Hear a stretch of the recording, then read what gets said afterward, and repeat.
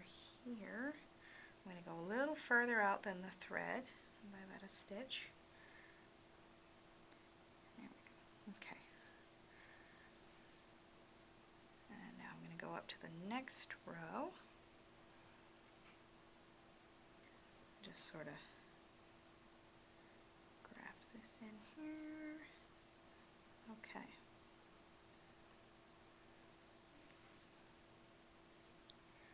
So this is, luckily because this is only a 2-row hole, this row here is going to effectively close the hole. Yay! The hole, the patch itself, oh, of course I'm catching all my thread here.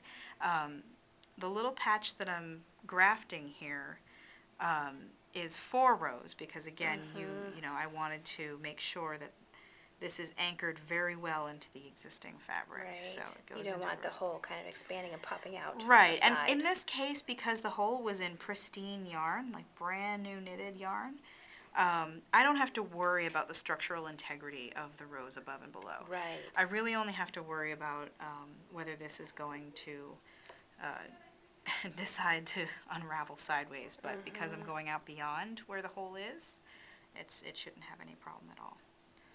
Okay, so I'm going to go under here. Alright, so now we're getting into the brand new stitch. So I'm going to go over the thread,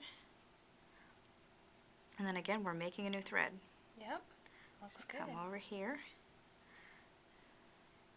make a new stitch. Kind of ease it up there. Yep. And then you graft right into the 2 new stitches there. Come up and, oh, it looks like only partially creating a new stitch here. So I want to make sure it's still over the black thread. And I come down and graft as normal, making sure to catch both layers of yarn. And so effectively that hole is closed. Very done. But you're going to do one more row. One more row, Yep. because that's going to shore this little loop here up to the rest of the sock.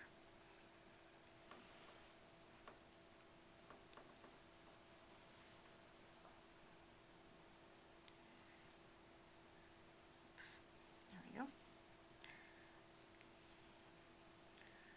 All right. So when you finish that row, you just weave in your ends. Yep. Like normal. Yeah, and you can go higher or lower if it makes you feel more comfortable and you have enough thread or enough yarn for it. And you know, it's always a good idea to do a little more than a little too. Sure, so. absolutely. But essentially, when I come back through here, this stitch is going to go through That new loop down there. a new loop down here.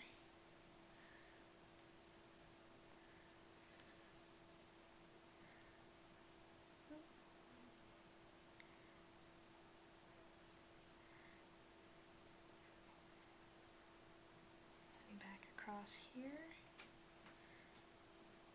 And through the new loop again. Let's see. It can get kind of goofy up in here. Yeah. Figuring out, okay, where's my stitch? Making sure you catch the right thing. Making sure you catch the right thing and you're over and under where you need to be. And all right, so through there. And then right over top of this one. Yay. So you can still see little parts of the sock underneath that used to be. Just like little fuzzy ends. Yep, little fuzzy ends and this little piece that, you know. Sure. Is But better to leave it there than to right, cut it, you know, definitely exactly. don't And snip it so off or then anything. after this, all you have to do, I mean, you weave in your end and then you can essentially just find. Just kind of like pick out the thread. Yeah, you just pick out the backwards. thread.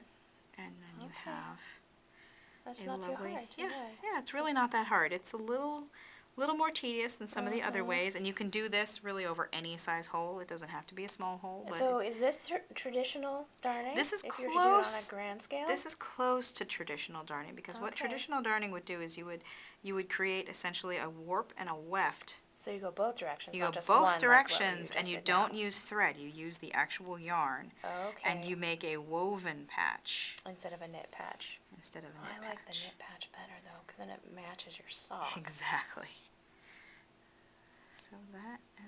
have here.